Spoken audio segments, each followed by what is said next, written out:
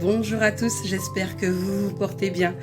Alors nous nous retrouvons donc en immersion dans Une voix, une histoire. Nous avons commencé donc la semaine dernière avec une présentation de qui j'étais. Et souvent revient l'idée, la question en tout cas, d'où m'est venue l'idée de créer Une voix, une histoire. Comme ça, je me suis réveillée un matin, je me suis dit ouais génial, je vais faire ça. Non, pas du tout. Alors comme je le disais lors de ma présentation, je travaille beaucoup avec des enfants en classe examen, également des adultes. Et c'est vrai que j'ai eu à rencontrer donc une femme de 60 ans qui me disait qu'elle voulait apprendre à lire. La plasticité cérébrale étant différente de celle des enfants, est-ce qu'elle saurait lire? J'étais pas sûre, mais en tout cas je me suis dit on tente le coup, on va quand même essayer, parce qu'il faut savoir qu'en fait la lecture c'est pas seulement déchiffrer, c'est aussi lire avec une certaine fluidité qui permet d'accéder à la compréhension. On a des élèves qui vont lire des mots, mais ça ne sera pas suffisamment fluide pour qu'ils puissent comprendre. Et ce qu'elle me demandait, en fait, c'est de pouvoir lire et de comprendre ce qu'elle lit.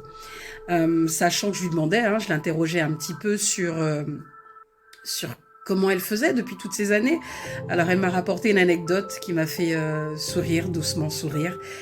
Quand elle va au restaurant, quand elle allait au restaurant avec ses copines, elle laissait, donc elle prenait le menu comme tout le monde, elle laissait tout le monde commander et ensuite elle disait, finalement, je prendrai la même chose qu'elle.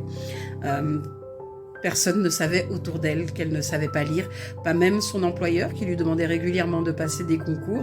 Elle refusait, elle disait qu'elle était bien dans un petit confort, donc que ça l'intéressait pas. Et se pose la question donc de l'accès, c'est-à-dire est-ce que c'est parce qu'on ne peut pas qu'on n'a pas le droit d'avoir accès aux livres? Et c'est de là que naît Une voix, une histoire. Une voix, une histoire, c'était avant tout, pour moi, dans ma vision des choses, une plateforme d'accès pour les personnes en situation de handicap, en situation d'illettrisme, qui peuvent plus lire, etc.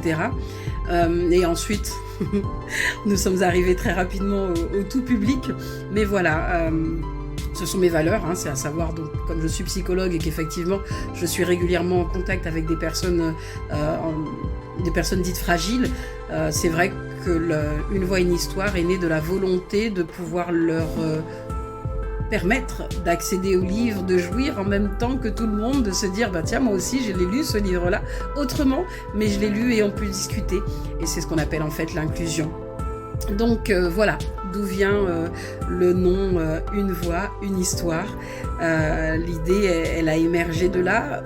Il a quand même fallu une étude, c'est-à-dire que lorsque a émergé cette idée, je me suis dit, Manik, c'est bien d'avoir une idée, mais tu vas être très scolaire, tu fais une étude de marché, tu regardes ce qui se passe autour de toi.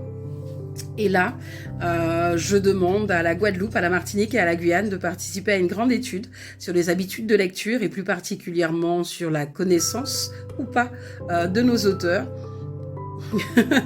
Le constat est ce qu'il est puisqu'on existe, à savoir que c'est pas limité à la Caraïbe, mais c'est vrai qu'on a de moins en moins de lecteurs, en tout cas on a des lecteurs qui lisent autrement, sur des formats beaucoup plus courts parce qu'on n'a plus le temps. Sur la littérature caribéenne, alors je vais vous raconter une petite anecdote. J'étais au lycée Sonny Rupert, donc Sonny Rupert, poète guadeloupéen, donc auteur caribéen, et je demande aux élèves s'ils connaissent des auteurs de la Caraïbe. Et on m'a sorti Voltaire. Alors je mets ça sous le compte de allez, on nous a demandé un truc, je sors l'idée. Mais rien que le nom du lycée en fait, et c'est ça veut dire que les enfants fréquentent un établissement et ils ne connaissent même pas, ils ne savent même pas que le nom de l'établissement c'est le nom d'un auteur.